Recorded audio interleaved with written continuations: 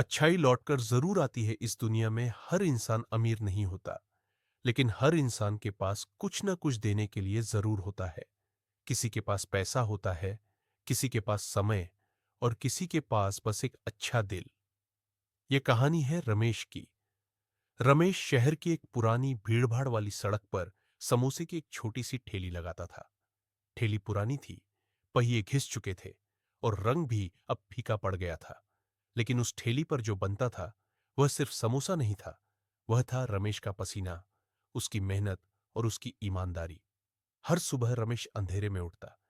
जब शहर सो रहा होता तब वह अपने छोटे से कमरे में चूल्हा जलाता, आटा गूंथता, आलू उबालता और मसालों की खुशबू में अपने सपनों को भी तलता। नया साल आया था। शहर में रोशनी थी। लोग नए कपड़ों में घूम रहे थे। हंसी, संगीत और पटाखों की आवाज हर तरफ सुनाई दे रही थी। लेकिन रमेश के लिए नया साल भी पुराने दिन जैसा ही था। कोई छुट्टी नहीं, कोई जश्न नहीं, बस रोज की तरह ठेली उठाकर सड़क की ओर निकल जाना। उस दिन ठंड कुछ ज्यादा ही थी। ग्राहक कम थे।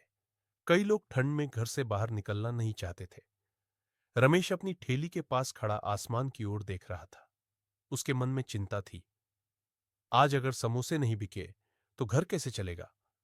तभी उसकी नजर एक छोटे से बच्चे पर पड़ी। बच्चा चुपचाप सड़क के किनारे खड़ा था।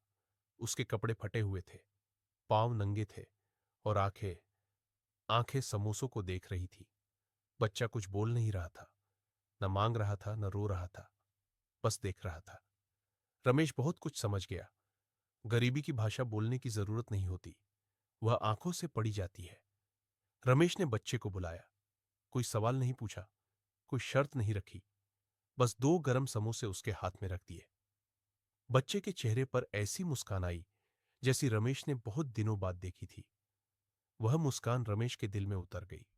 उस दिन रमेश की कमाई कम थी, लेकिन दिल बहुत भारी नहीं था, बल्कि हल्का था, सुकून से भरा।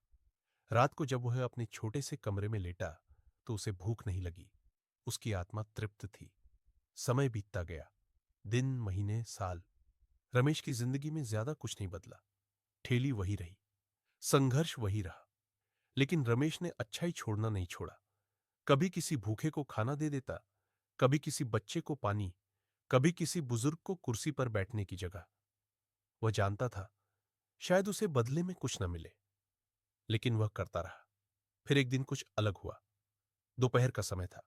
सड़क पर अचानक एक चमकदार गाड़ी आकर रुकी। रमेश थोड़ा घबरा गया। उसे लगा शायद किसी ने शिकायत कर दी है। गाड़ी से एक सज्जन उतरे। साफ कपड़े, शांत चेहरा, आंखों में अपनापन। उन्होंने समोसे खरीदे, खाए और मुस्कुराए।